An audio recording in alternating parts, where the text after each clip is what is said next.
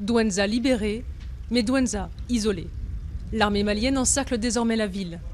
Elle chasse le djihadiste. Les franchissements sont rares. La consigne est claire.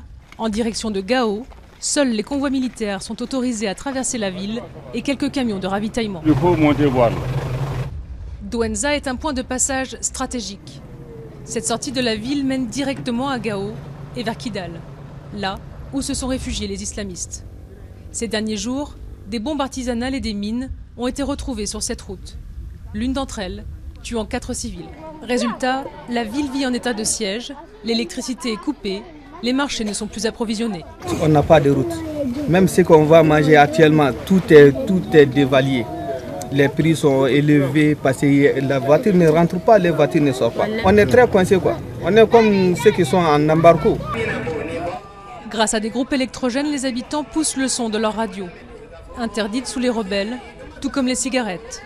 La vie reprend au ralenti, reste à débusquer leurs propres frères, ceux qui ont collaboré avec les islamistes. Les gens qui sont à côté, là, qui sont là, mêlés à eux, bon, ils sont arrêtés un peu. À quelques pas du marché, cet homme a été dénoncé anonymement. L'armée malienne l'a arrêté 4 jours, puis relâché faute de preuves. Organisateur du conseil islamique de la ville, il a participé au passage des djihadistes vers le nord. Comme tout Douentza, tombé sous contrôle des groupes armés, il dit ne pas avoir eu le choix. Les gens en Sardine, là, et ils vont venir ici pour escorter les gens de Haut Conseil islamique pour aller à Gao.